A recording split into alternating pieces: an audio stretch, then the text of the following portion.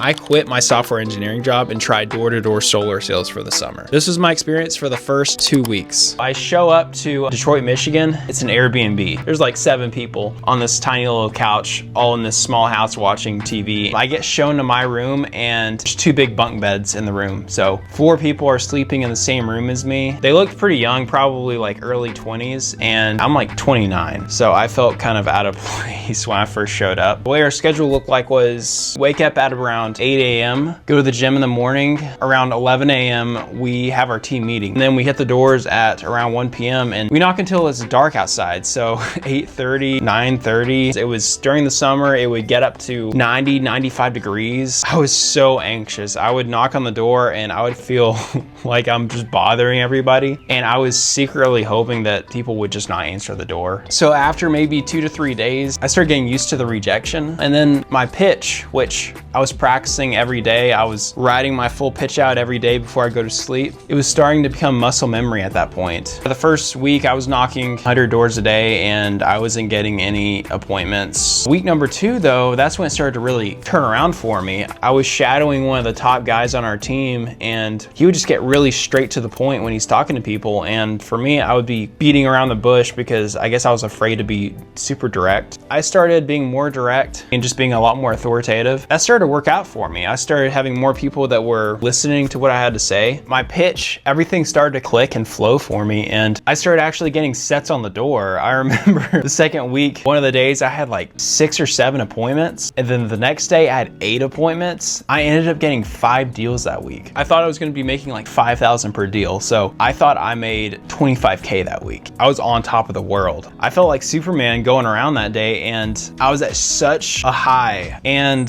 that was actually a bad thing because a few days later, I start struggling again. I was talking to homeowners and I was just getting a lot of bad interactions and it was just really getting in my head. I thought I made $25,000 that week, but it turns out each deal only ended up being about $1,300 for me. So I made probably $8,000. But the thing was, I don't get paid on that until the solar panels are actually installed on the homeowner's house. And that can take about 2 months. By then, like half of the deal is canceled. So that number dropped down to about $4,000. And then each of those houses had what they call adders. So sometimes things have to be fixed on their house before they can get solar panels, except it cuts into the cost of my commission. So my commissions were even lower. I probably made $3,000 those first 2 months of solar sales, which I thought that sucked.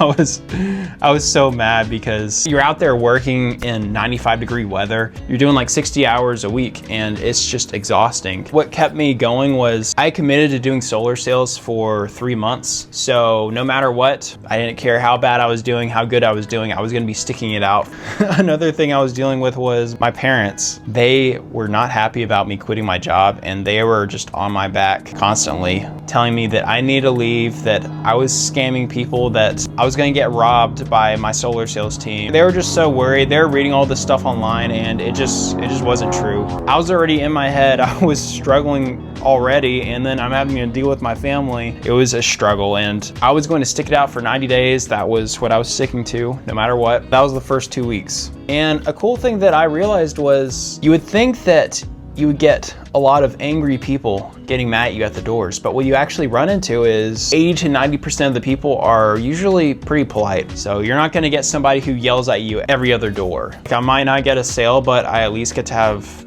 a nice conversation. If you made it this far, thank you so much for watching. If you want to see more of my journey of leaving corporate, then subscribe because I post weekly. I'll see you guys in the next video.